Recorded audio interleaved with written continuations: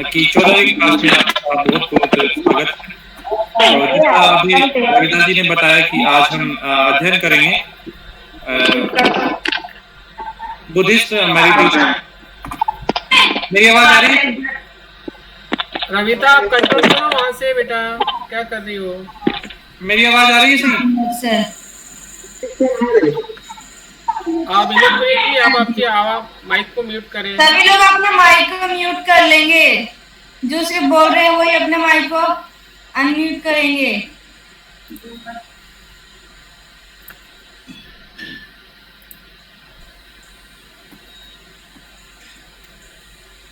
Sorry, अभी दीप सिंह जी आप बोल सकते हो। ओके, आप सभी को एक बार फिर से जय भीम नमो बुद्धाय। बोधिचित माइंडफुलनेस एकेडमी ग्रेटर नोएडा की तरफ से आप सभी का 3 महीने के ऑनलाइन कोर्स की 14वीं क्लास में आप सभी का बहुत-बहुत स्वागत है।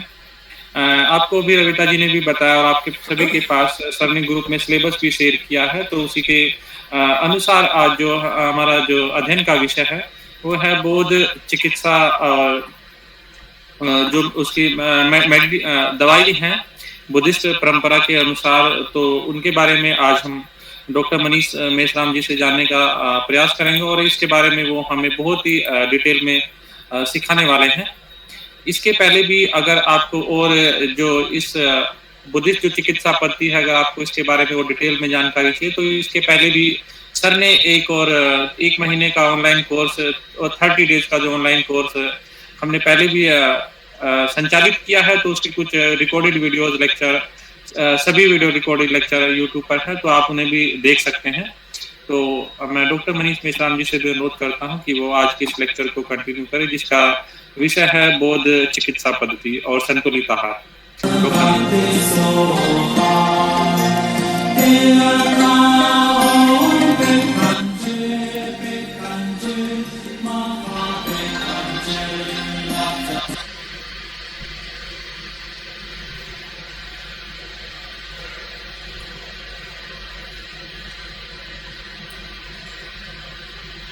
Thank you Deep Singh.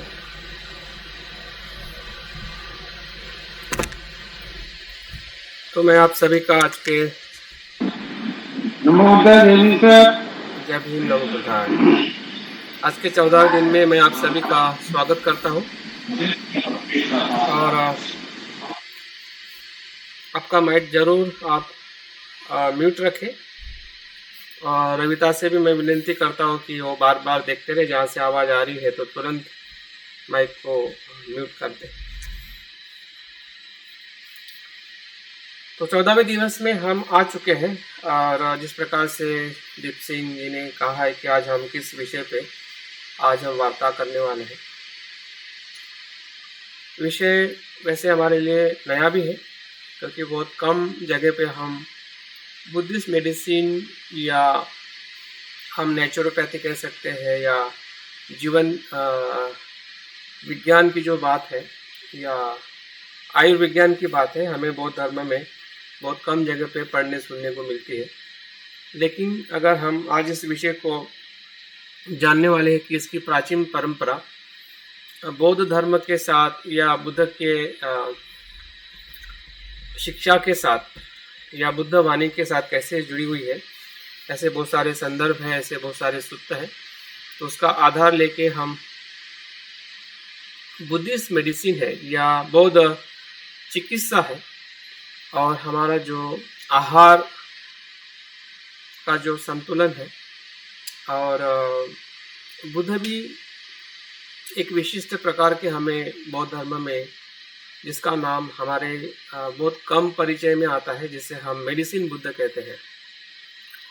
हमने बहुत सारे बुद्ध के नाम सुने हैं, पंचध्यानी बुद्ध के बारे में हमें सभी को पता है, अक्षोभ्य है, फिर अमिताभ है, ऐसे सभी बुद्धों के बारे में हम कुछ न कुछ जानते हैं। लेकिन मेडिसिन बुद्ध के बारे में हमारी बहुत कम जानकारी है, विशेषतः भारतीय बौद्ध उपासकों की या साधु की। तो आज हमें मौका मिलने वाला है कि इसके पहले के भी सत्र में अगर किसी ने इस संदर्भ में मैंने का जो कोर्स लिया था उसमें भी हमने मेडिसिन बुद्ध के बारे में जाना था और उसका अभ्यास भी किया था। आज हमें इस कोर्स में फिर से संधि मिली है। जो पुराने हैं और जो नए मित्र ज्वाइनिंग किए हैं उनके लिए हो सकता है कि पहली बार मेडिसिन बुद्ध का हम कुछ अभ्यास करने वाले हैं और उनके बारे में जानने वाले हैं। आज हम अभ्यास में चार पांच बातें देखने वाले हैं जो इस स्लाइड में मैंने रखी हुई है। एक तो हमें जो आज के अभ्यास का जो उद्देश्य है, तो उद्देश्य यह है कि हमें जो बौद्ध चिकित्सा है,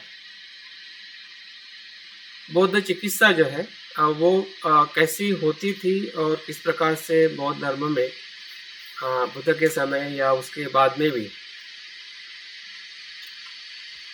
उसको किस प्रकार से अभ्यास किया जाता था। ऐसे बहुत सारे हमें सूत्र है या शास्त्र है या ग्रंथ हमें प्राप्त होते हैं, तो उसके आधार पे हमें ये जानने का प्रयास करना है कि वो बौद्ध चिकित्सा है या नेचुरोपैथी है हमारे रोज के जीवन में हमने कैसे अप्लाई करनी चाहिए। तो ये हमारा सबसे बड़ा उद्देश्य है जो आज हमें सीखना है और समझने का प्रयास करना है। तो मेरी आवाज़ आ रही है और स्लाइड दिख रही है सभी को? अभिता? यस सर, आ रही है सर। ओके सर, दिखाई दे रही है और आवाज भी आ रही है। गुड। तो हम कुछ मुद्दों को मैंने यहाँ पे रखा हुआ है कि जिस मुद्दों को हम धीरे धीरे जानने का समझने का प्रयास करेंगे आज के सत्र में।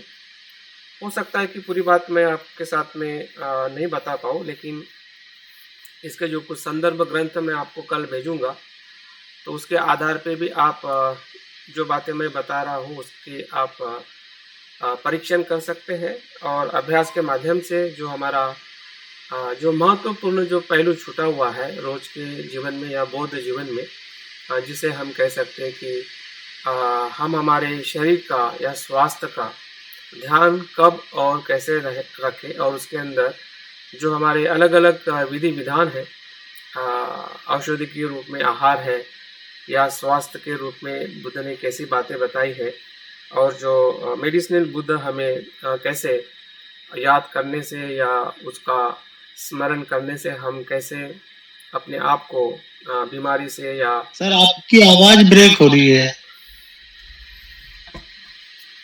सभी के लिए ऐसा ही है कि किसी के लिए है? नहीं, आपकी आवाज सही आ रही है। आवाज सही आ रही है सर की।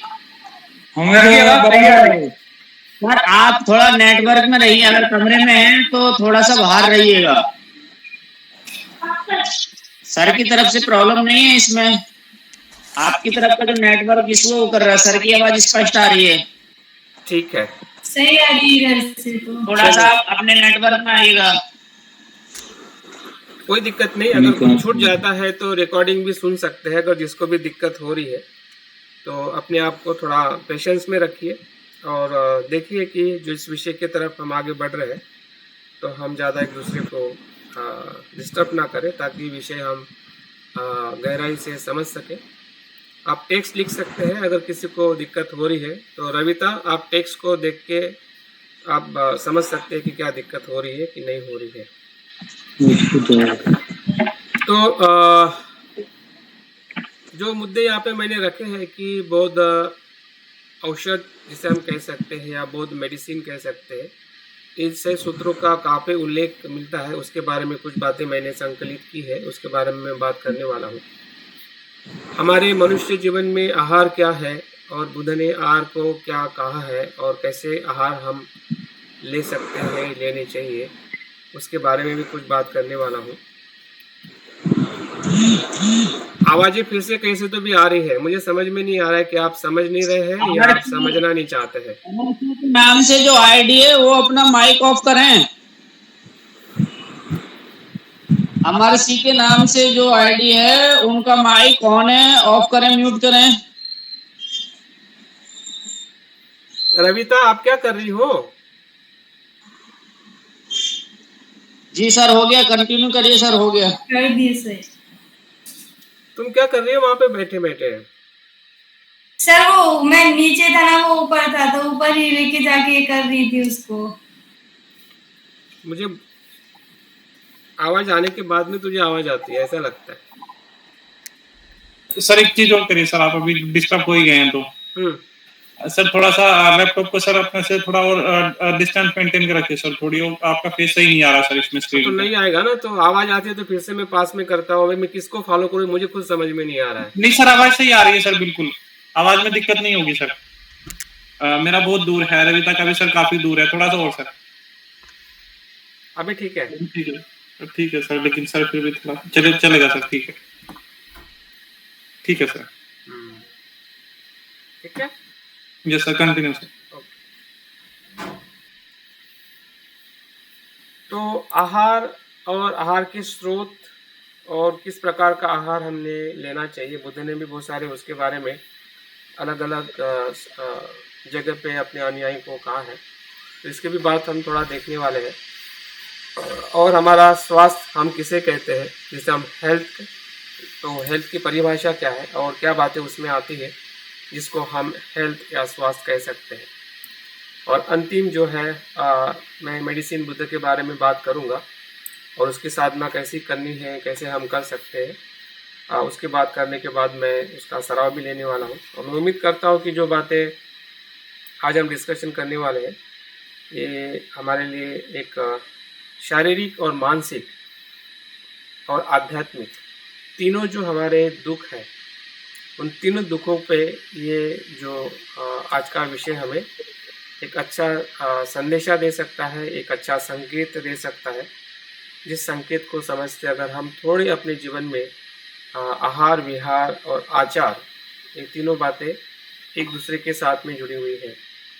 तो तीनों बातों का अगर हम संतुलन स्थापित करते हैं तो हमारा जो बौद्ध चिकित्सा जो है, या जिसे हम बुद्धिस्ट नेचुरोपैथी कह सकते हैं, कि हम अपने जीवन में ज़रूर उसका अनुभव कर सकते हैं और हमें उसका लाभ मिल सकता है और हम औरों को भी इसका हम लाभ दे सकते हैं।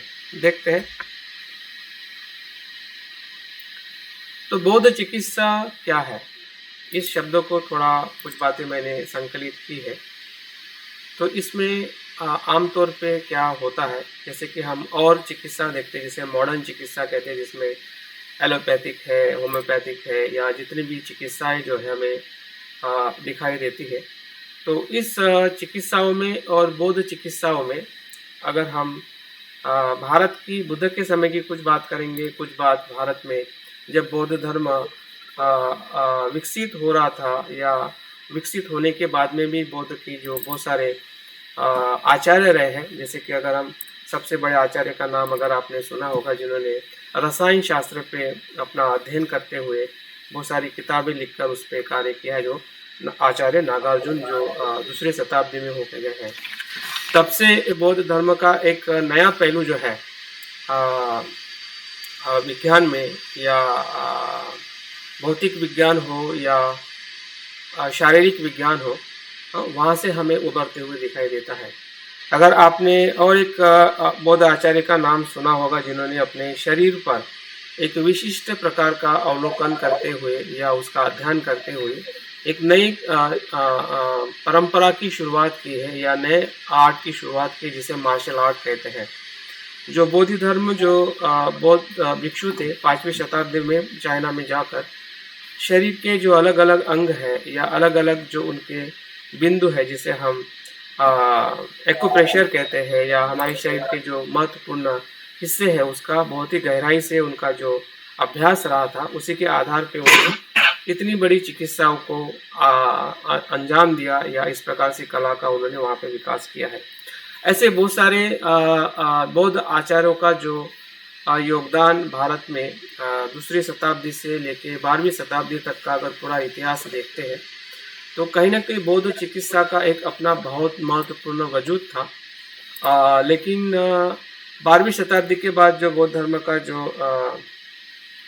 ह्रास होने लगा, बीच कारण बहुत सारे हो सकते हैं, उस कारणों में हमें नहीं जाना है, लेकिन वो वास्तविकता है कि 12वीं शताब्दी के बाद बौद्ध की जो अपनी पहचान है, जो साहित्य में मिलनी चाहिए, या जो हमारे जो विश्वविद्यालय थे विश्वविद्यालय में जो अभ्यास किया जाता था और उसमें सभी प्रकार के विषयों का अभ्यास किया जाता था, और उसमें सबसे बड़ा विषय जो था वो बुद्धिस्ट मेडिसिन या बौद्ध चिकित्सा शास्त्र महत्वपूर्ण विषय रहा था। लेकिन उस चिकित्सा के बारे में हमें कभी भी ज़्यादा सुनने को, पढ़ने को या उसकी जो जागृति है या उसका एक अवेयरनेस हमें देखने को, सुनने को नहीं मिलता है। लेकिन जब हम थोड़े उस समय के इतिहास को देखते हैं और कुछ पहलुओं को देखते हैं कि बुद्ध से आई हुई जो परंपराएं जो रही है, बुद्ध का धम्म बताते समय लोगों के बीच में जाकर लोगों के दुख को दूर करने की सबसे बड़ी परंपरा बुद्ध ने अपने अनुयायी को सिखाई है। और उसी से ही एक चिकित्सा ये शब्द जो है बुद्ध के साथ में ही जुड़ा हुआ है, इसलिए बुद्ध को महाभैष्य राज कहते हैं। ये शब्द जो चिकित्सा शब्द जो है ये बुद्ध के साथ इसलिए जुड़ा हुआ है क्योंकि जिसे हम वैद्य कहते हैं या भैष्य कहते हैं कि जो औषधि को जानने वाला व्यक्ति या दुख को या रोग को जानने वाला व्यक्ति, और उसके पास में ऐसी कोई दवाई होती है जो उस दवाई से उस बीमारी को ठीक करता है। और बुद्ध के पास वो पूरा ज्ञान था जो हमें 4 आर्य सत्य के माध्यम से दिखाई देता है। और बात की जो भी शिक्षा है उन्होंने अपने अनुयायियों को, या उस समय जहाँ जहाँ भी बुद्ध गए हैं तो उस हर जगह पे जो अनेकों प्रकार की जो बीमारियाँ थी या बीमारियाँ आती थी, उस समय में बुद्ध की शिक्षाओं से ही लोग ऐसे बड़े बड़े जो जैसे कहते हैं कि कोई रोग फैल जाता था, ऐसे जगह पे भी बुद्ध ने अपने अनुयायी को बता के वहाँ पे शिक्षा देकर लोगों को ऐसे बीमारियों से भी मुक्त किया है। ऐसे भी सूक्त है या ऐसे भी उपदेशों का हमें संदर्भ सूत्र पिटकों में मिलता है। तो बौद्ध धर्म की अगर हम चिकित्सा की बात करते हैं कि जिसके अंदर पूरे भारत में ही नहीं, भारत से जहाँ जहाँ पे भी बौद्ध धर्म गया है, अगर हम बौद्ध धर्म का अगर हम चाइना में देखते हैं, तिब्बत में देखते हैं, कोरिया है, जापान है, थाईलैंड है, म्यांमार है, जहाँ जहाँ पे भी बौद्ध धर्म अलग अलग समय में गया था, तो बौद्ध धर्म के शिक्षा के साथ बौद्ध चिकित्सा को भी लोग लेके गए थे। और इसलिए आज हमें जो चाइनीज़ में एक चाइनीज़ मेडिसिन दिखाई देती है, ये बौद्ध धर्म से ही 6ठी शताब्दी से लेके 12वीं शताब्दी तक जो बौद्ध भिक्षुओं का जो आना जाना भारत में रहा है। अगर आप लोगों ने नाम सुना है, हुएनसंग हो, सिंह हो, अलग अलग समय में आकर विश्वविद्यालय में अध्ययन करने के साथ साथ में बहुत सारे संस्कृत साहित्य का भाषांतर करके वो अपने देशों में लेके गए हैं। और वहाँ पे एक अपनी चिकित्सा के नाम पे या अपने देश की चिकित्सा के नाम पे वहाँ पे हमें आज विकास होते हुए दिखाई देता है। जैसे हम तिब्बतियन चिकित्सा कहते हैं या तिब्बतियन मेडिसिन कहते हैं या चाइनीज़ मेडिसिन कहते हैं। लेकिन बौद्ध की भारतीय जो मेडिसिन जो है या बौद्ध चिकित्सा पद्धति का जो पूरी तरह से डाइल्यूट किया गया है, डाइल्यूट का मतलब है कि उसको पूरी तरह से उस पर कब्जा कर दिया गया है, जिसे हम कह सकते हैं कि जो आयुर्वेद के नाम पे हो या वैदिक परंपरा के नाम पे हो, और आज हम जिसे हिंदू धर्म के नाम पे हो, उसको पूरी तरह से डाइल्यूट किया गया है। और इसलिए जो आज हम बौद्ध बन के आगे आ रहे हैं, तो कभी कभी वेद का नाम सुनकर ही आयुर्वेद को हम नकारते हैं। मैं अपना खुद का अनुभव देखता हूँ तो मैं भी इसी के वजह से आयुर्वेद शब्दों को ही मैं नकारता था, क्योंकि कहीं ना कहीं वो वेद शब्द के साथ में जुड़ा हुआ है। लेकिन आयुर्वेद और जो पहले के जो ऋग्वेद और जो पहले के 3 वेद है, उससे कुछ भी लेना देना नहीं है। ये आयुर्वेद का पूरा जो हिस्सा ही जो है वो उसका अवैदिक हिस्सा है, वो वेद के अंतर्गत वो नहीं आता है। जिस प्रकार से पहले वेदों को जो वो सम्मान देते हैं, वो उसका स्वीकार करते हैं, वैसे वो आयुर्वेद के अंतर्गत जो शिक्षाएं आती है वो इस प्रकार से वो नहीं मानते हैं। क्यों? क्योंकि ये बौद्ध धर्म की ही रचना है, और इसकी वजह से वो हमारी नहीं बता के, वो अपनी बात को आगे लेके जाते हैं। लेकिन जब हम उसके ग्रंथों को पढ़ते हैं, उनके लिखे गए जो रचनाकार है उसके बारे में जब पढ़ते हैं, जिसके बारे में मैं धीरे धीरे बात करने वाला हूँ, तब जाके हमें पता चलता है कि जो भी जो आयुर्विज्ञान है या जीवन का विज्ञान है, या उसे आजकल लोग सामान्य भाषा में आयुर्वेद का ज्ञान भी कहते हैं। तो ये सभी बातें जो है बौद्ध के शिक्षाओं का ही प्रतिफल है, जो हमें बुद्ध की शिक्षाओं से हमें अलग अलग संदर्भ में, या बुद्ध के लिए भी जो शब्द इस्तेमाल किया गया था वो वैश्यराज था। और वो वैश्यराज को ही हम आज हम जो ध्यान करने वाले हैं वो मेडिसिनल बुद्ध कैसे है, उनके क्वालिटी को हम कैसे स्मरण करें जिससे हम अपने बीमारियों से मुक्त हो सकते हैं। तो बुद्ध की जो खोज है, बौद्ध चिकित्सा जो है पूरी तरह से शरीर और मन की जो शारीरिक और मानसिक पीड़ा जो है उस पीड़ा से दूर करने का तत्व है, या उसके बारे में हमें बताया जाता है। बौद्ध धर्म की चिकित्सा का और एक विशिष्ट पहलू है कि बौद्ध चिकित्सा जो है वो हमेशा परिवर्तनशील रहती है, उसकी कोई निश्चित प्रणाली नहीं है। समय के साथ में या परिस्थिति के साथ में या जहाँ जहाँ पे भी वो जिस संस्कृति में चली जाती है उस संस्कृति के आधार पे वो चिकित्सा का बदलाव हो जाता है। तो इस प्रकार से बौद्ध चिकित्सा का जो स्थानांतरण है भारत से या भारत के अलग अलग जगह पे हम देखते हैं कि खान पान, अगर जो महाराष्ट्र में जो खान पान एक औषधि हो सकती है कि हो सकता है कि वो दूसरे स्टेट में वो खान पान औषधि ना हो, वो एक प्रकार का हानिकारक तत्व हो सकता है, क्योंकि उस वातावरण की वजह से वो जो आहार महाराष्ट्र में एक औषध के रूप में स्वीकार किया जा सकता है वो दूसरे स्टेट में नहीं किया जा सकता है। तो इसलिए बौद्ध चिकित्सा का जो ढांचा जो है जो हमें समझना पड़ेगा, और उसके आधार पे जो कुछ भी आचार्यों ने या हमें कुछ सूत्रों में उसका संदर्भ मिलता है तो उसके आधार पे हमारी चिकित्सा कैसी थी और उसका कैसे हमने आज के जीवन में उसका अनुसरण करना चाहिए, सबसे बड़ी हमारी जिम्मेदारी है, और उसी का उद्देश्य रख के हमें इसके बारे में हमें जानने का प्रयास करना है।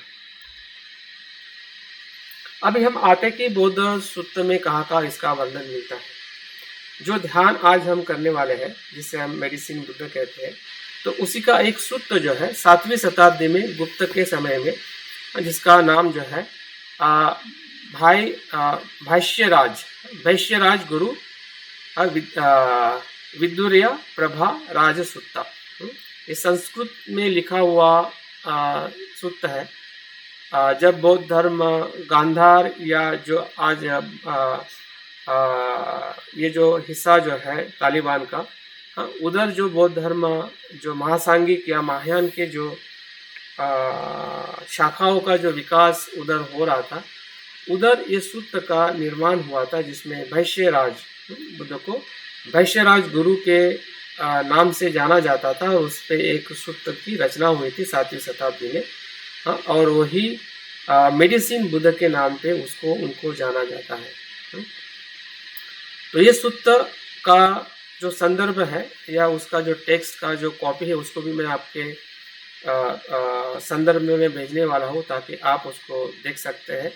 और उसमें जिस प्रकार से वर्णन किया गया है कि किस प्रकार से बुद्ध की शिक्षाएं है या बुद्ध की जो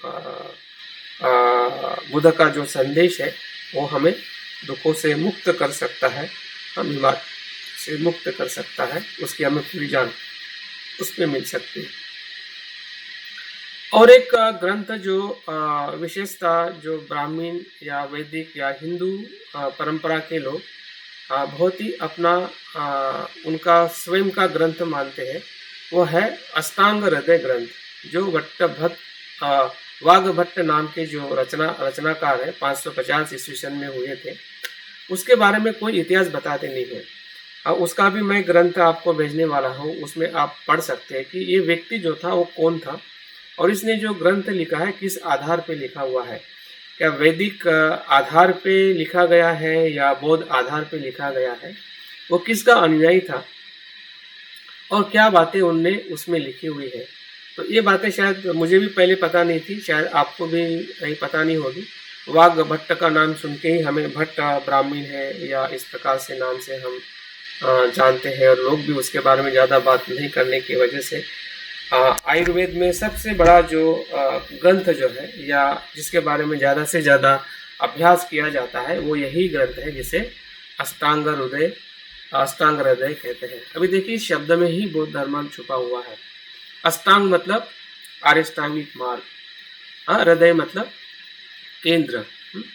तो जीवन का केंद्र जो है अष्टांग मार्ग है, और इसी शब्द का इस्तेमाल करते हुए जो इसके रचनाकार जो है वाग्भट्ट जी ने इस ग्रंथ की रचना की है। और उसी ही किताब में इसका संदर्भ मिलता है कि वो अवलोकित नाम के जो बुद्ध गुरु से उनसे उन्होंने दीक्षा ली थी। पहले वो ब्राह्मण थे, वैदिक परंपरा को मानने वाले थे, लेकिन जैसे ही इस बौद्ध गुरु के संपर्क में आए तो उन्होंने बुद्ध की शिक्षा को अभ्यास करके वो बुद्ध के अनुयायी बने। और ऐसे बहुत सारे ब्राह्मण जितने भी, अगर हम नागार्जुन की बात करें, असंग की बात करें, या जितने भी बौद्ध आचार्यों की हम बात करते हैं, ये सभी इवन बुद्ध अशोक घोष की भी हम बात करते हैं, बुद्ध घोष की बात करते हैं, सभी ब्राह्मण परिवार में जन्मे हुए लोग थे। लेकिन उस समय का जो ब्राह्मण या ब्राह्मणवाद जो था वो पूरी तरह से बौद्ध धर्म के प्रभाव में आके बौद्ध आचार्य बनते थे, या बुद्ध की शिक्षा का अनुसरण करके उनके वो शिष्य बन जाते थे। तो और इसके आधार पे भी हम देखते हैं कि ये जो व्यक्ति ने जो दीक्षा लेकर इस चिकित्सा क्षेत्र में, उस समय चिकित्सा क्षेत्र के बारे में जो बातें अंदर अंदर होती थी, लेकिन ऐसा कोई साहित्य या ग्रंथ उतना उपलब्ध नहीं था, और इसलिए वाग्भट्ट जी ने चिकित्सा क्षेत्र को ज़्यादा लाभान्वित करने के लिए और बहुजन हिताय बहुजन सुखाय के लिए उन्होंने इस ग्रंथ की रचना की है। देखिए कि इस ग्रंथ के अंदर जो बौद्ध ग्रंथों में 8 प्रकार की सिद्धियों का जो वर्णन है, उसका भी उल्लेख वाग्भट्ट जी ने अपने रसायन जो प्रकरण है उसमें दिया हुआ है। और ऐसा कहते हैं कि उस समय जो बौद्ध धर्म की जो अलग अलग विकास होने की जो परंपराएं थी, महायान है, फिर मंत्रयान है, और उसके बाद में वज्रयान भी हमें विकसित होते हुए दिखाई देता है। लेकिन इनके ग्रंथों में उस समय मंत्रयान का जो प्रभाव जो था उनके पूरे जीवन में या उनके पूरे ग्रंथ में भी हमें दिखाई देता है।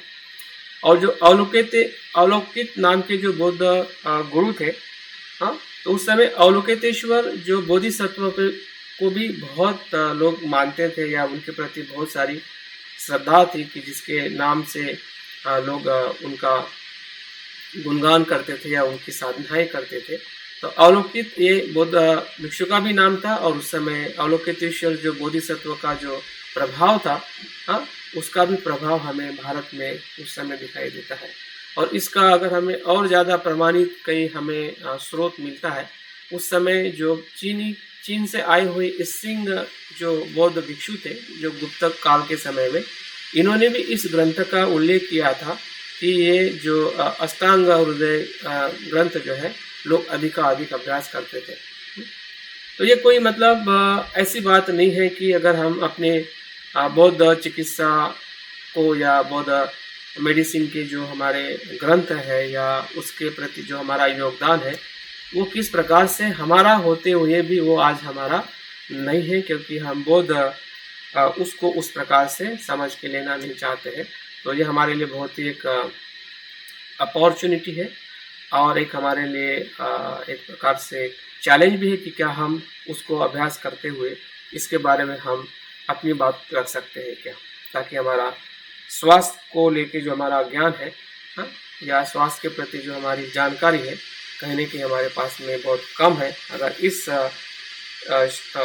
ग्रंथों का रचनाओं का अभ्यास करते हैं तो हम बहुत अपने आप को और लोगों को मदद कर सकते हैं।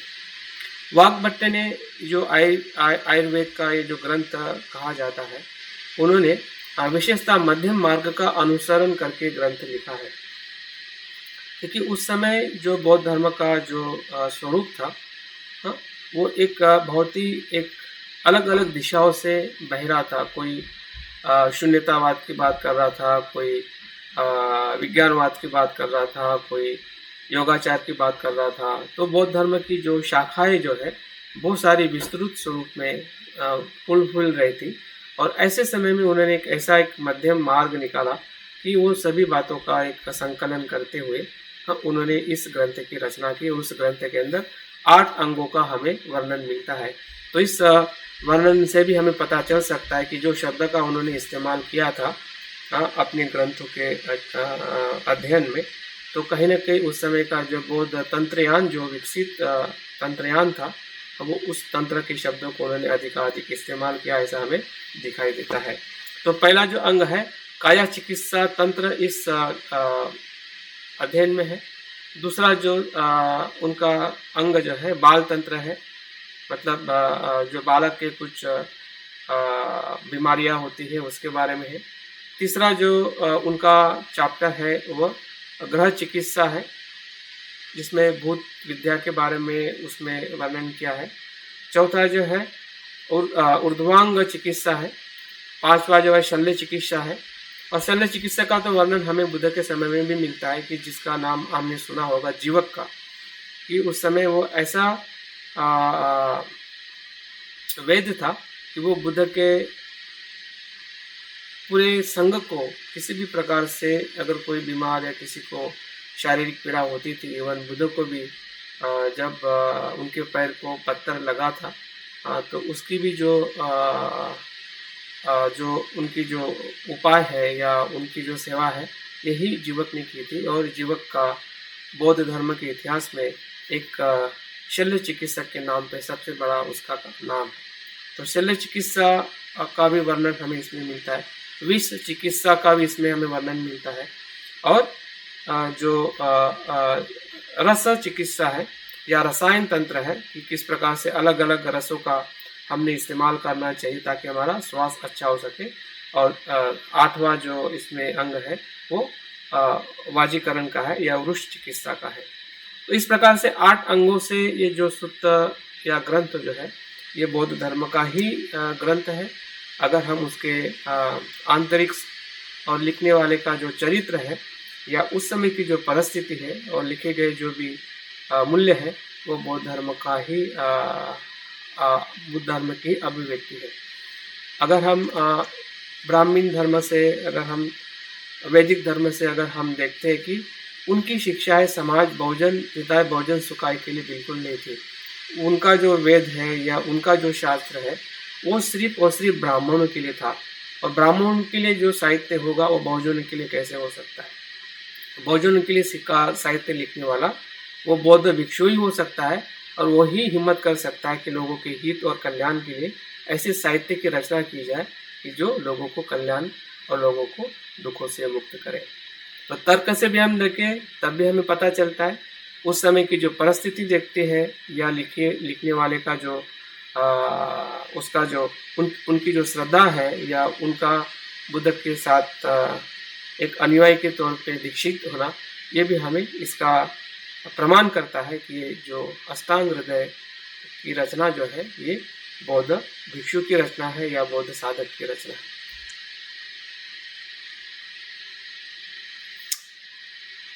तो बौद्ध आहार के बारे में हम थोड़ा चर्चा कर सकते हैं। बौद्ध आहार की जब बात आती है तो सबसे पहले बुद्ध का आहार हम कहाँ से शुरुआत होता है? जब सिद्धार्थ थे और उन्होंने बहुत कठिन तप करके भोजन को छोड़ दिया था और उनको पता चल रहा था कि अभी मैं अंतिम समय में पहुंच चुका हूं, अगर मैं आहार नहीं लूँगा तो मेरा मृत्यु हो जाएगा।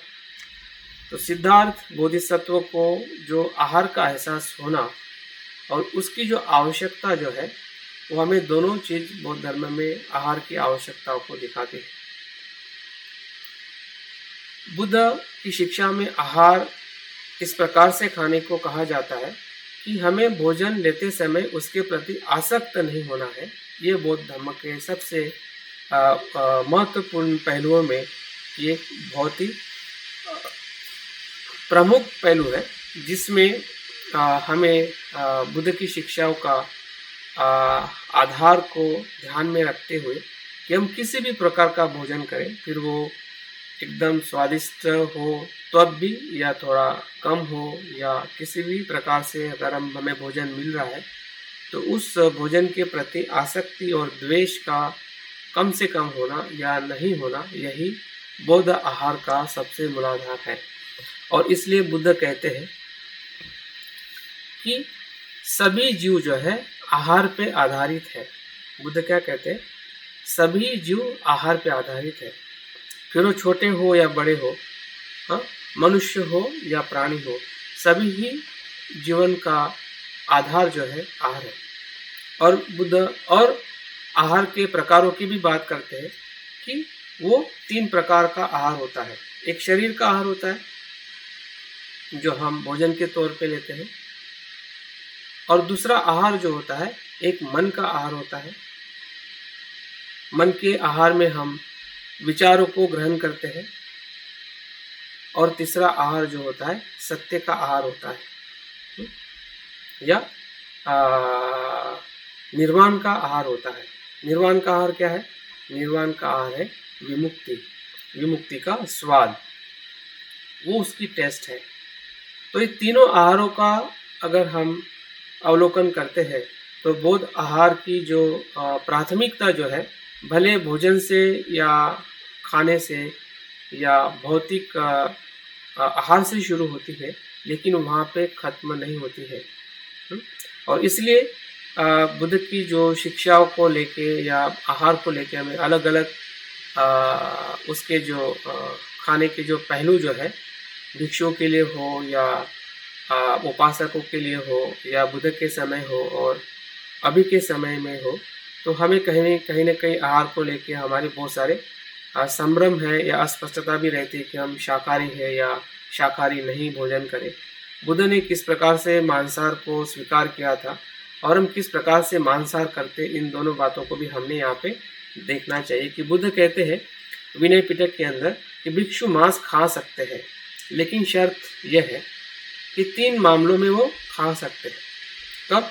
कि भिक्षुओं ने वो देखा नहीं हो और सुना नहीं हो, और ना उनको संदेह आता हो कि वो जीवित विशेष रूप से भिक्षु को खाने के लिए मारा गया। तो अगर 3 बातों से अगर वो अनजान है और उनके प्लेट में या उनके भिक्षा पात्र में अगर कोई मांस या कुछ भी चीज़ देता है, तो वो उसका अनादर नहीं कर सकते हैं। तो आजकल हम जब एक उपासक के तौर पे देखते हैं तो हमें लगता है कि बुद्ध ने मांसाहार को स्वीकार किया है या उसको नकारा नहीं है। लेकिन ऐसे संवाद में अगर हम जाते हैं तो हमने देखना चाहिए कि सही में मांसाहार आज के परिप्रेक्ष्य में मेरे शरीर में कितना नुकसान कर सकता है। अगर हमें लगता है कि वो हमारे शरीर में अगर वो हमें लाभ दे रहा है तो ज़रूर खाना चाहिए, लेकिन लाभ के बदले नुकसान 99% है। सिर्फ 1% हमें लगता है कि उससे हमें मजबूती आती है, प्रोटीन्स मिलता है या जो कुछ भी लोग हमें बताते हैं। लेकिन साइंस ने आज के इसमें प्रूव कर दिया है कि जितने भी प्रकार के जो एनिमल फूड है या मीट है, वो पूरी तरह से शरीर को नुकसान करने वाले हैं और अनेकों बीमारी को वो जन्म देने वाले हैं। कि जो आज विज्ञान की जो स्टडीज़ है ये बताती है, तो उस आधार पे भी हम अपने शाकाहारी होने का या मांसाहारी रहने का या ऐसी जो भी बातें जब हमारे सामने आती है चर्चा के तौर पे भी हम अपनी बातों को रख सकते हैं, क्योंकि बुद्ध ने हमें वो चर्चा के लिए खुला रखा है। हमारी अगर आवश्यकता है, अगर हम उसके बारे में अनजान हैं और हमारे लिए वो नहीं पकाया गया है और हमारे प्लेट में आ जाता है, तो आप उस भोजन को आहार के तौर पे ले सकते हैं, क्योंकि उसके प्रति हमारी ऐसी कोई आसक्ति नहीं है और ना ही हमारे कहने के कारण या हमारे लिए या हमने उनको प्रेरित किया है भोजन के लिए कि हमें ऐसा आहार चाहिए। तो समझ जाइए कि वो बौद्ध आहार के अंदर वो आ सकता है। और बुद्ध ने इसलिए उसमें मध्यम मार्ग से उसको उसमें लिया है, क्योंकि परिस्थिति हमेशा बदलती है।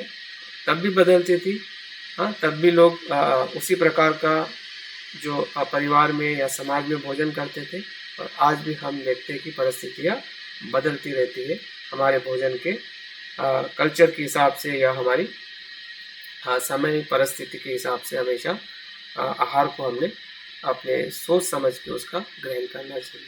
ग्रहण करने का एक ही उद्देश्य होना चाहिए कि हमारे शरीर के लिए है। इस प्रकार से सिद्धार्थ ने शरीर को भोजन दिया है बुद्धत्व प्राप्त करने के लिए।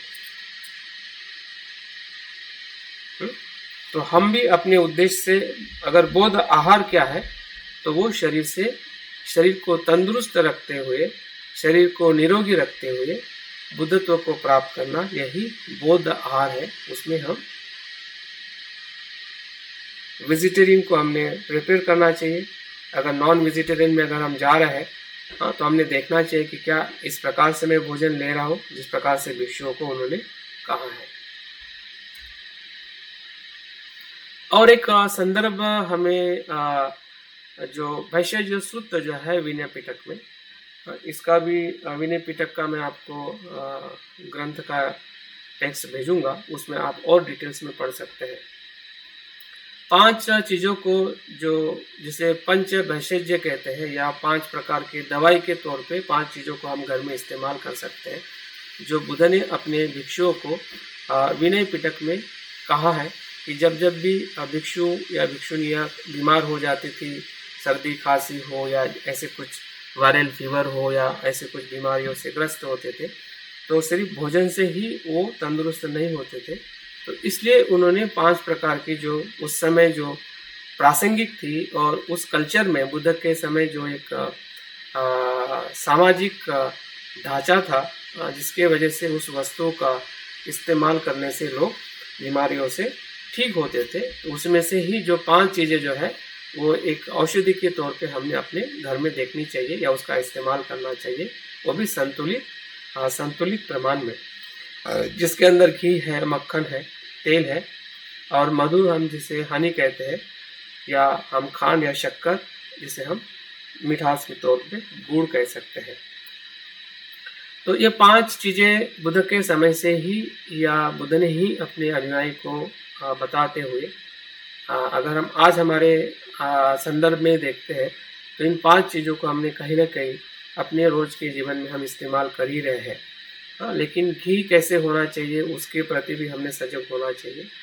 मक्खन है या तेल का हमने कब कितना कैसे इस्तेमाल करना चाहिए। मधु के तौर पे भी हनी को हमने ज़रूर अपने सेवन में लेना चाहिए। और जो मार्केट में आने वाली जो शक्कर जिसे कहते हैं वो बहुत ही हानिकारक है। उसके जगह पे जो ऑर्गेनिक कुछ खांड आ रही है या गुड़ का हम सेवन कर सकते हैं, ताकि हमारा डाइजेशन है या पूरे शरीर में जो आने वाली कुछ बीमारियां हैं उससे हम बच सकें। उसके अलावा भी बहुत सारी दवाई के बारे में उसमें जिक्र किया है। मैं हर एक दवाई के बारे में पूरा नहीं बताऊंगा।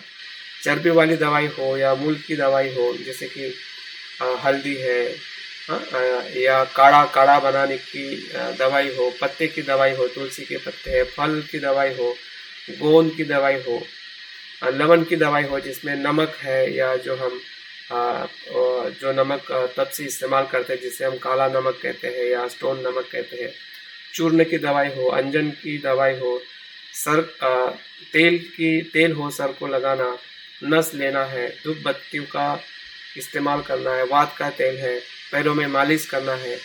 और सबसे उससे भी बहुत बीमारियों का अगर कुछ ठीक नहीं होता था तो चीरफाड़ करना है, मरहम पट्टी करना है। जैसे कि चीरफाड़ की जो मैंने जीवक की जो बात की है कि जिन्होंने एक खोपड़ी का या ब्रेन का उन्होंने चिकित्सा की है, ऐसा हमें वर्णन मिलता है।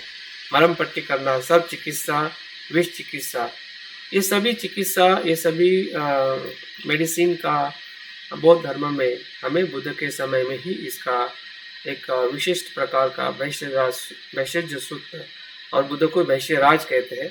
और उसी वैश्यराज सूत्र इसी सूत्र के आधार पर अगर हम महायान परंपरा का जो सूत्र का हमने बात किया, जिसके आधार पे हम मेडिसिन बुद्ध का ध्यान साधना भी करने वाले हैं, तो इसी के आधार पर इस शब्द का इस्तेमाल करते हुए बुद्ध की जो क्वालिटी है या बुद्ध का जो उद्देश्य है या संदेश है, किस प्रकार से हमें दुखों से मुक्त कर सकता है, फिर वो शारीरिक हो, मानसिक हो या आध्यात्मिक हो।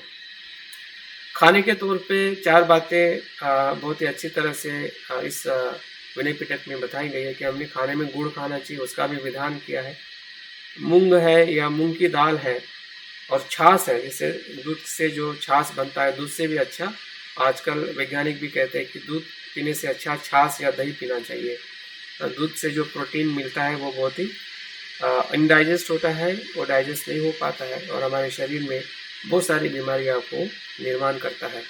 उसके बदले हमने छाछ है या दही है उसका सेवन करना चाहिए।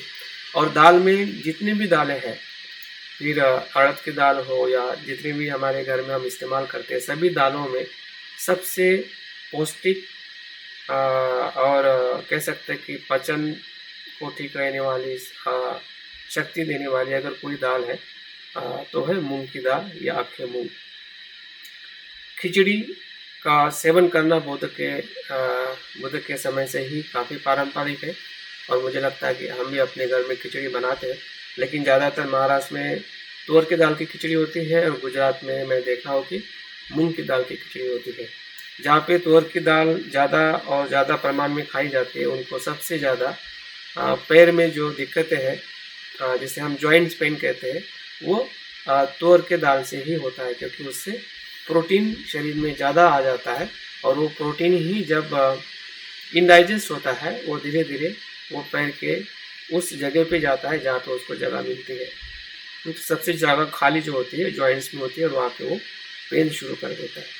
तो हमारे खान पान को हमने देखना चाहिए कि बुद्ध की शिक्षाओं से जो हमें कुछ सीखने को मिल रहा है, उस शिक्षाओं को भी हमने ध्यान में रखना चाहिए।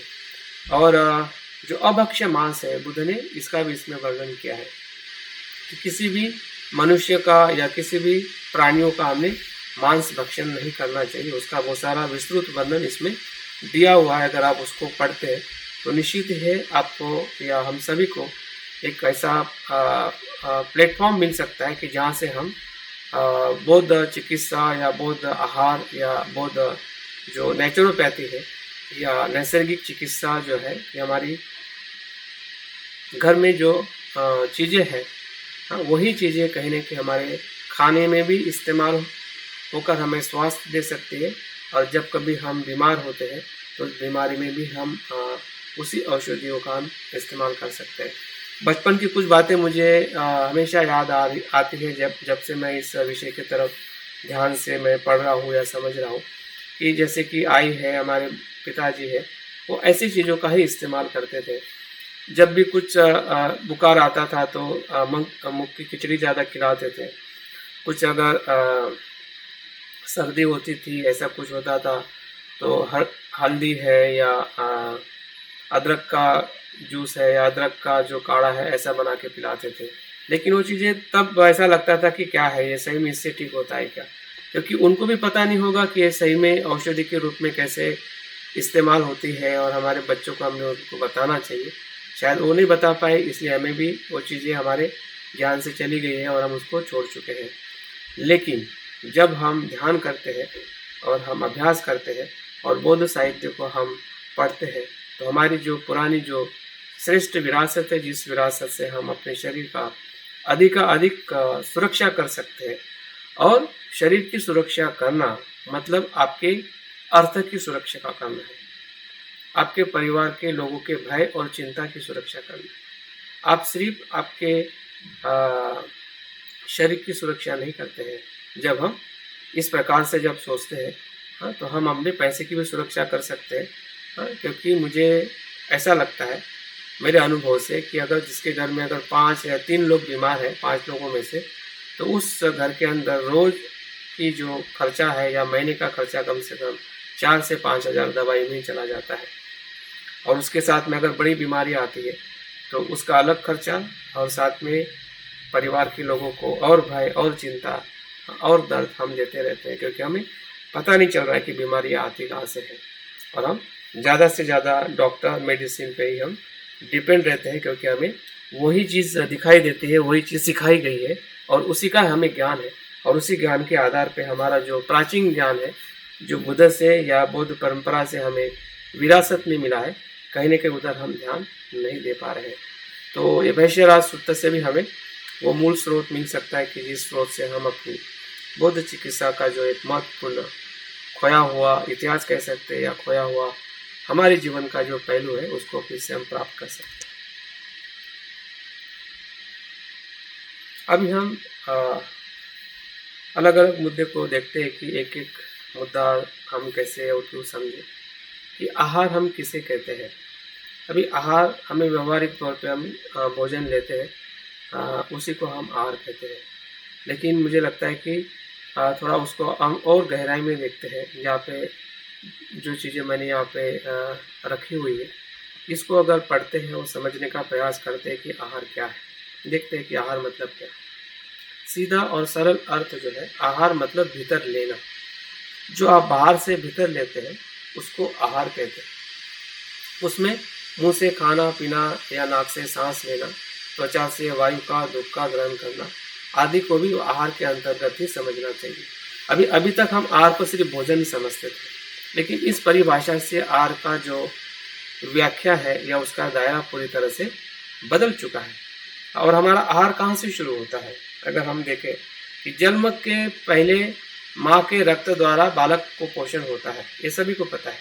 और माताओं को तो बिल्कुल पता है कि हमारा जो बच्चा पेट में है वो आप ही का ही जो आहार है, जो आप खा रहे हैं, वही आपके बच्चे के शरीर में जाके उसका संवर्धन होते रहता है। जन्म के बाद हम माँ का स्तनपान करते हैं, वो हमारा आहार है।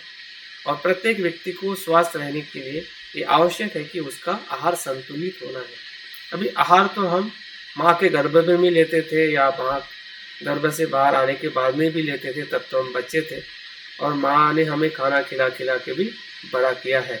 लेकिन बड़ा होने के बाद में उसी खाने को बनाए रखना या उस हमारे आवश्यकता के अनुसार, आवश्यकता का मतलब है कि आपका खुद का अनुभव, क्योंकि आपकी आवश्यकता अभी माता पिता नहीं जान सकते कि आपको 2 रोटी की ज़रूरत है या 4 रोटी की। हो सकता है कि आपको 2 रोटी की ज़रूरत हो लेकिन आपकी माता 4 रोटी खिलाती हो, ठूस ठूस के खिलाते हो कि नहीं भाई जवान हैं, ज़्यादा खाना चाहिए, दूध पीना चाहिए, ये करना चाहिए, वो करना चाहिए, क्योंकि वो उनको चिंता है कि हमारा बच्चा सुदृढ़ रहे। लेकिन जब हम हमारी आवश्यकता को ढूंढते हैं तभी हम अपनी संतुलित आहार की तरफ आ सकते हैं। अन्यथा जो आहार हमारे माँ बाप ने तय कर दिया है, और आजकल हमारा आहार जो है, हमारा जो मार्केट है, मार्केटिंग है या जाहिरात है या दिखने वाली जो चीज़ें हैं वो निश्चित करती है। दिखने में और स्वाद में जो चीज़ें हमें अच्छी दिखाई देती है वही हमारा आहार बन चुका है, और उसी से हम काफ़ी नुकसान में अपने शरीर से, अपने पैसे से और परिवार को और ज़्यादा दुख देने की तरफ हम बढ़ते जा रहे हैं। आहार जिस प्रकार से कला है उसी प्रकार से वो विज्ञान भी है। आहार को समझना एक प्रकार का आर्ट है, और विज्ञान इसलिए है क्योंकि उसमें हमें ये पता चलता है कि आहार में कौन से पोषक तत्व और कितनी मात्रा में होते हैं। आहार इसलिए कला है क्योंकि वो बनाने की एक कला है कि आप किस प्रकार से स्वादपूर्ण, अच्छे आकार में, अच्छे रंग में या अच्छे तरीके से जब आप सर्व करते हो तो एक प्रकार से कला हो जाती है, जिसे हम आहार की कला कह सकते हैं। लेकिन उसी के साथ में अगर विज्ञान का अगर हमें पता नहीं है कि दिखने में सुंदर हो या आकार में सुंदर हो, लेकिन क्या उसमें पोषक तत्व है क्या, मुझे लगता है कि हम वहाँ पे काफ़ी कुछ छोड़ रहे हैं। विज्ञान का हम बोध नहीं ले पा रहे कि आहार में हमें विज्ञान के तौर पे उसे पोषक तत्वों को ढूंढना बहुत ज़रूरी है, क्योंकि पोषक तत्व ही आपका संतुलित आहार है। जिस आहार में पोषक तत्व नहीं है, जिस प्रकार से बुद्ध ने कहा कि आहार लेते समय आपकी जागृति होनी है, और उस जागृति से जब आहार लेते हैं वही आहार हमें बुद्धत्व की तरफ लेके जा सकता है। उसी प्रकार से यहाँ पे जब उस आहार में आप पोषक तत्व जब तक नहीं देखते हैं तब तक आपका शरीर स्वस्थ नहीं हो सकता है। तो इस तरीके से भी हमने आहार को समझना है। और आहार को जो व्यक्ति भोजन की खुराक भी कहा जाता है, जो हम भोजन लेते हैं उसी को आहार कहते हैं। अर्थात व्यक्ति भूख लगने पर एक बार में जितना ग्रहण करता है वो भोजन की मात्रा उस व्यक्ति का आहार या डाइट कहलाती है या कही जाती है। भूख का लगना, हम सभी को भूख लगती है, और उसी भूख के वजह से हम पूरे जीवन में अर्थ का नियोजन करते हैं, अर्थ कमाते हैं, और उसी भूख के वजह से हम घर बनाते हैं, उसी भूख के वजह से हम शादी करते हैं, उसी भूख की वजह से हम परिवार बनाते हैं, उसी भूख की वजह से हम संसार में आ चुके हैं, संसार में रह रहे हैं। तो भूख का एहसास होना और उस भूख के लिए भोजन की मात्रा को उचित मात्रा में तय करना, इसी को ही डाइट कहते हैं, और उसी को ही हमारे जीवन का एक कह सकते हैं कि आधार जो है, हम उसको दिन में 3 बार या हर क्षण प्रति क्षण भोजन के अलावा भी आहार के अन्य अन्य सोर्स है, जैसे कि श्वास लेना, धूप लेना, पानी पीना, ये सभी चीज़ें हमारे आहार में आ जाती है। तो उसका भी प्रमाण और उसकी भी जो जानकारी और विज्ञान हमें थोड़ा थोड़ा ज़रूर जानना चाहिए। भले हम डाइटिशियन नहीं है, भले हम डॉक्टर नहीं है, या भले हम उस विषय में पारंगत नहीं है, लेकिन एक बौद्ध जो होता है उस सभी विषय में अपनी आवश्यकता के अनुसार उसकी पारंगत होना बहुत ज़रूरी है। अगर हम नहीं हो पाएंगे तो बौद्ध धर्म को हम सही मात्रा में आचरण नहीं कर पाएंगे।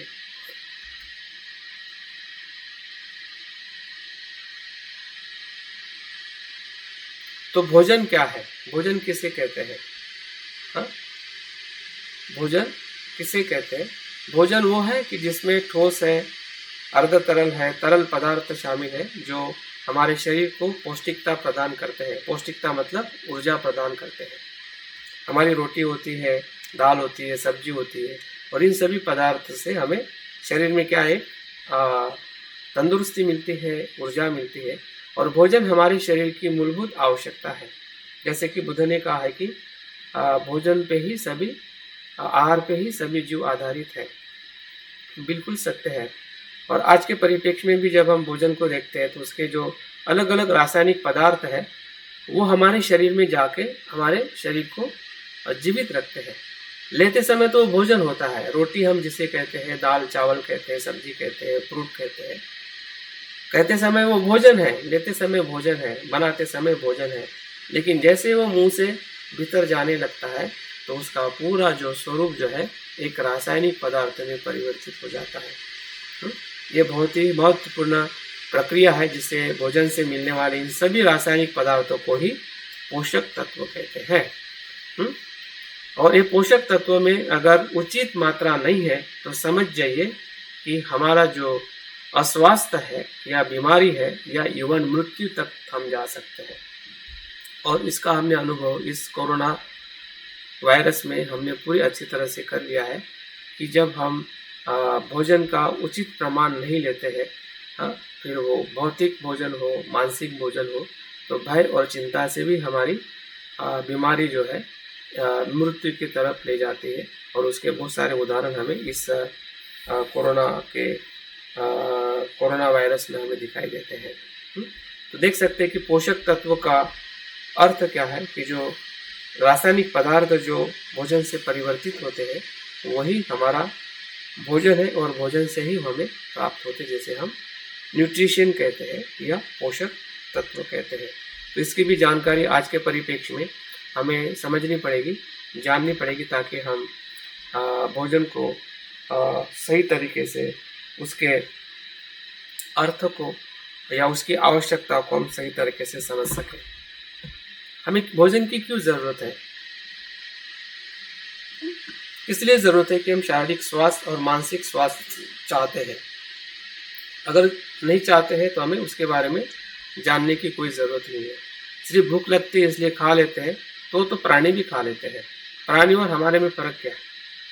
क्योंकि हम सोच सकते हैं कि वो खाने से सही में मेरा शारीरिक स्वास्थ्य और मानसिक स्वास्थ्य हो रहा है कि नहीं।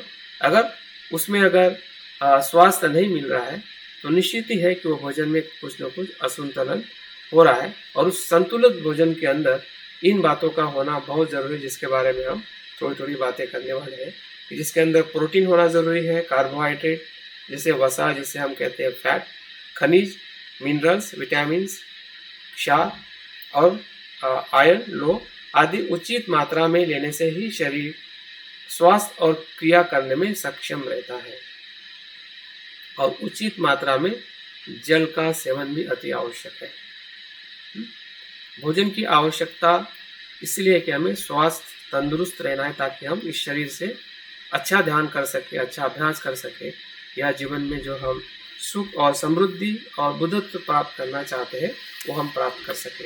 और उसके लिए हमें संतुलित भोजन के तत्वों का कुछ न कुछ मात्रा में पहचान होना या उसके बारे में जानकारी को रखते हुए अपने लिए और औरों के लिए भी उसके बारे में सजग करना, मुझे लगता है कि ये बहुत ही महत्वपूर्ण कार्य है, जिससे हम अपने जीवन को और बेहतरीन और सुख संपन्न कर सकते हैं। देखिए, जिस प्रकार से हमारे पौष्टिक तत्व जहाँ से मिलते हैं, उसके जो स्रोत जो है, या वो खाने से हमारे शरीर में क्या होता है। जब हम प्रोटीन खाते हैं तो प्रोटीन में जो सभी जो कोशिका है, उसको उस द्रव्य की अनिवार्य अंश है हमारे शरीर में प्रोटीन का। ऐसे पदार्थ जो है जिससे हार्मोन्स है या एंजाइम्स है, वो भी हमें ज़रूरत है। और सभी जो स्रोत जो है हमारे दाल है, या जो हम ड्राई फ्रूट्स है, या मटर है, नारियल है, मूंगफली है। अगर हम नॉनवेज नहीं है तो मछली, मांस, मच्छी, अंडा, इनको छोड़ के पनीर है, चने हैं, भाजी है, लहसुन है। इन सभी सब्जियां या वेजिटेबल्स या जो नट्स है या ड्राई फ्रूट्स है, ये सभी हमारे आहार के अच्छे स्रोत हो सकते हैं, जिसको हमने कुछ न कुछ प्रमाण में सुबह के तौर पे, अगर मैं अपने आहार की बात करता हूँ तो सुबह में कुछ न कुछ ड्राई फ्रूट्स को मैं लेता हूँ, और कुछ बीज है जिसे हम सीड्स कहते हैं, उसको मैं भिगो के खाता हूँ। और उसके बाद नाश्ता होता है, फिर दोपहर में खाना होता है। कुछ फ्रूट्स होते हैं जो सीजनेबल अवेलेबल है, तो या ऐसी चीज़ों का या हमारे ग्रीन वेजिटेबल्स है। और इन चीज़ों को हमने खास अपने आहार में लेना चाहिए, जिससे हमारा आहार जो है हमारे शरीर और मन को स्वस्थ कर सके। एक कार्बोहाइड्रेट्स है जो हमें अलग अलग चीज़ों में, या मानवीय शरीर में 50% जो ऊर्जा देने वाली जो ताकत है, वो कार्बोहाइड्रेट्स है, जो हमें फलों में से है, नट्स में से है, या सब्जियों में से हमें प्राप्त होती है। तो इसको हमने आजकल, जो अभी मौसम काफ़ी अच्छा आने वाला है, जहाँ पे हमें ज़्यादा से ज़्यादा सब्जियां प्राप्त हो सकती है, तो जो हमें शरीर के लिए जो संतुलित आहार है वो हम प्राप्त कर सकते हैं। फैट के लिए भी अलग अलग स्रोत है, क्योंकि फैट हमें एक ऊर्जा प्रदान करता है, लेकिन अधिक फैट लेना भी हमारे शरीर के लिए घातक हो सकता है। इसलिए हमें दूध का प्रमाण है, दाल का प्रमाण है, हमने बहुत ही मर्यादित और सीमित रखना चाहिए। और बाकी जो सेवन है, जिससे हमें और अच्छा और शुद्ध फैट मिल सके, जैसे कि नारियल है, काजू है, बादाम है, इसमें शुद्ध फैट मिलता है कि जो हमारे शरीर के लिए बहुत ही आवश्यक होता है। फास्फोरस है, जैसे ये भी हमारे उसी खान पान से मिलता है। आयरन है, आयरन का प्रमाण हमारे 75% हमारे रक्त में होता है, तो इसका भी प्रमाण ऑलमोस्ट उसी ही सोर्स से मिलता है कि जो हम दैनिक जीवन में सब्जियां है, या जिसे हम ड्राई फ्रूट्स है या फल है, उससे हम प्राप्त कर सकते हैं। आयोडीन भी हमारे लिए बहुत ही ज़रूरी है, महिलाओं के लिए, या विशेषता जैसे हम आयोडीन से जुड़े हुए जो बीमारियां होती है, थायराइड की हो या इस प्रकार से, तो बीमारियों को भी हम नियंत्रित कर सकते हैं। विटामिन्स का हमारे शरीर में होना, ये विटामिन्स जो होती है ये हमारे खाने से ही भीतर जाती है। अगर हम खाना अच्छी तरह से नहीं खाते, जिसमें सब्जियां या फूल, जिसे हम फ्रूट्स कहते हैं, या जो भी चीज़ें जो ज़रूरी है वो उसका सेवन नहीं करते हैं, तो हमारे विटामिन ए जिसमें से मिलती है हरी सब्जियों से, विटामिन बी है वो भी हरी सब्जियों से ही मिलती है, विटामिन सी है, आंवला है, ऐसे जो खट्टे चीज़ है उसमें से मिलती है, विटामिन डी जो है फल सब्जियों से मिलती है। तो ऐसे जो चीज़ों का अगर हम सेवन नहीं करते हैं, तो हमारा जो विटामिन का आजकल हम विटामिन ए, विटामिन बी, सी, हम सब टैबलेट्स लेते हैं, हाँ, लेकिन सब्जियों की तरफ हम ज़्यादा ध्यान नहीं देते कि जिससे हमारा स्वास्थ्य और अच्छा हो सके और दवाई को हम दूर कर सके।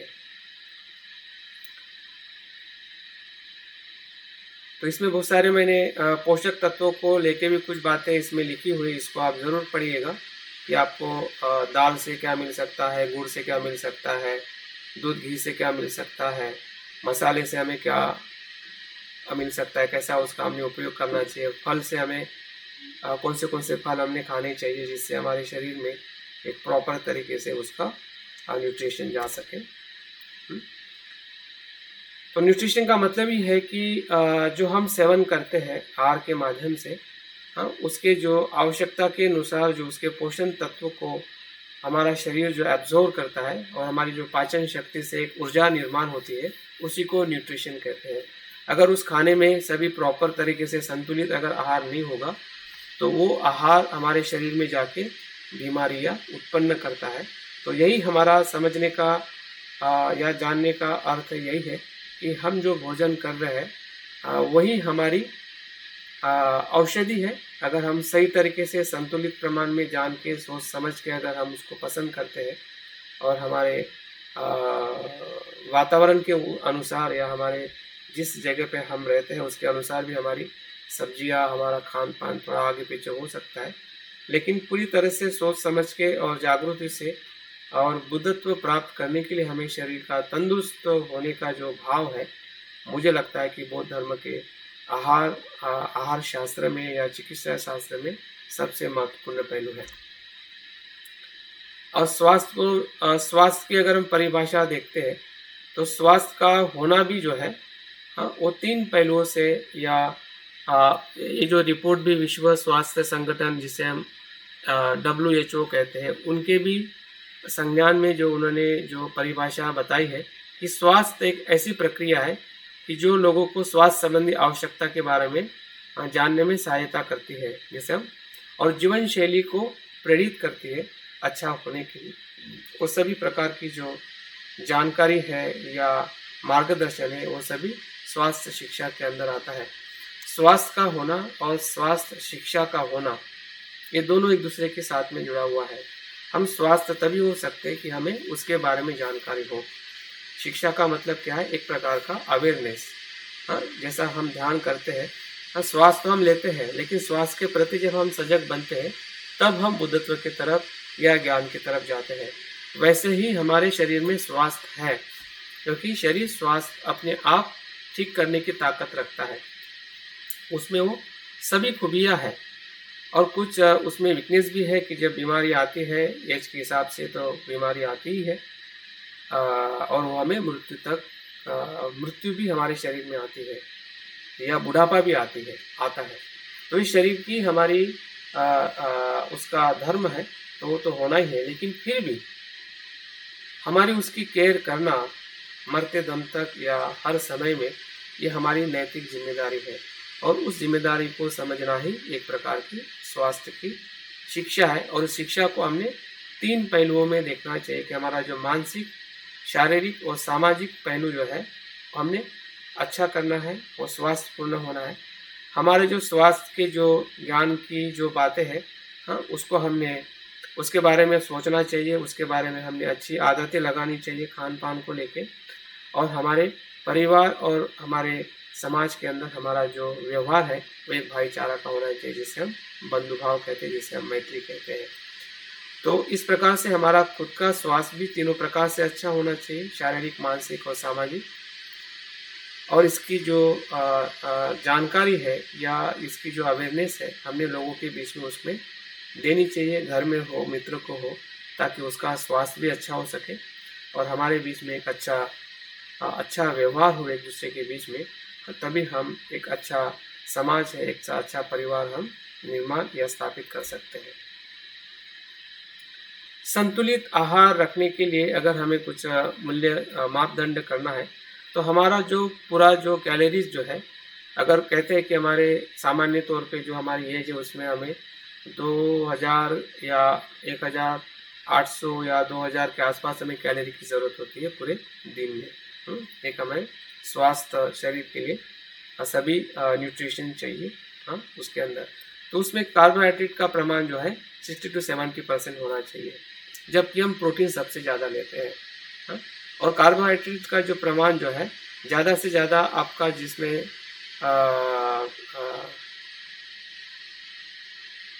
फाइबर हो, ऐसे पदार्थ होने चाहिए जिसमें फाइबर हो। अगर हमारे खाने में फाइबर नहीं होगा तो पूरा डाइजेशन सिस्टम, पाचन तंत्र खराब हो जाता है। और हमारे खाने में जो प्रोटीन जो है सिर्फ 10 से 12% होना है, जबकि हम प्रोटीन को ज़्यादा कंज्यूम करते हैं और कार्बोहाइड्रेट का प्रमाण इससे कम रहता है। तो इस प्रकार से जो हमारे संतुलन का जो इसमें एवरेज दिया हुआ है, या आप आपके भोजन को भी आप देख सकते हैं कि किस प्रकार का आपका भोजन हो रहा है, तो उसके हिसाब से भी उसमें थोड़ा अगर हम बदलाव करते हैं, हाँ, लेकिन बदलाव अगर हम ज़्यादा नहीं भी कर पाए तो चिंता ना करें, अपने कम से कम मन को और खाने की जो प्रक्रिया है या जो हम चीज़ें इस्तेमाल करते हैं उस चीज़ों पे भी अगर हम थोड़ा अवलोकन करें कि दूध का प्रमाण हो, चाय का प्रमाण हो, या जो नमक है वाइट नमक हो, या दूध हो, या शक्कर हो, इस 4 चीज़ों को भी अगर हम थोड़ा अवॉइड करते हैं या उसको पूरी तरह से किचन में से उसको रिप्लेस कर देते हैं दूसरे चीज़ों के साथ में, तब भी 50% जो हमारी बीमारियां जो है कंट्रोल हो सकती है।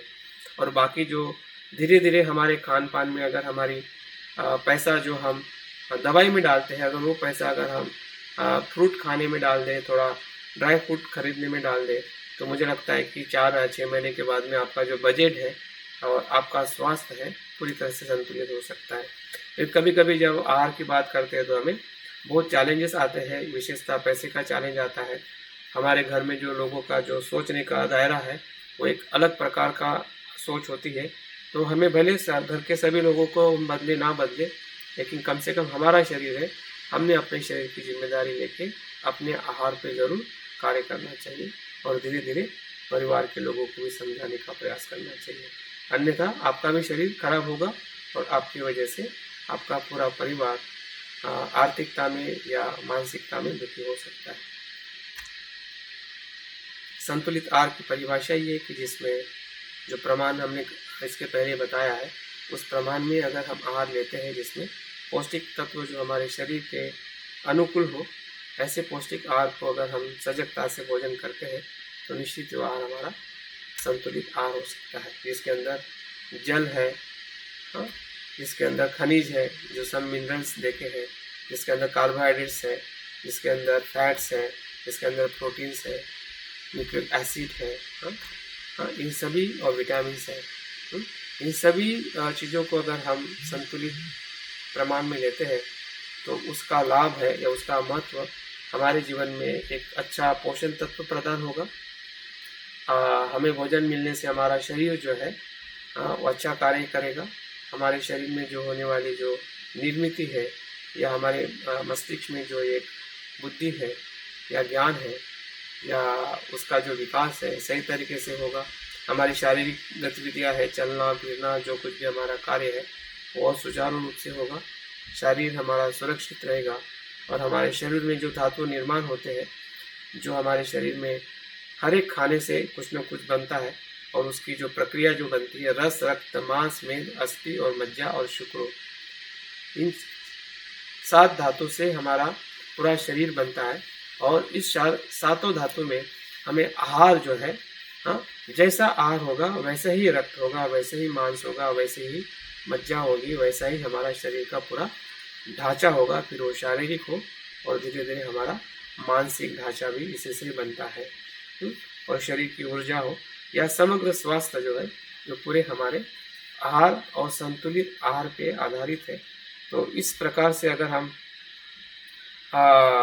पूरे विषय को समझते हैं तो बुद्ध की शिक्षाएं, बुद्ध के समय से या उसके बाद में भी हमें अलग अलग सूत्र में या अष्टांग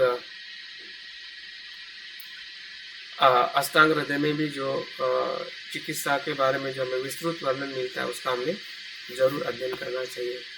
तो मुझे लगता है कि जो बातें मैंने बताई है और जिस ध्यान की तरफ हम बढ़ने वाले हैं, तो उसके पहले मैं अपनी ये जो बात जो है, जिस विषय को लेकर मैं आपके बीच में अभी तक जो बातें की है, मैं उम्मीद करता हूँ कि इस बातों से कुछ न कुछ आपको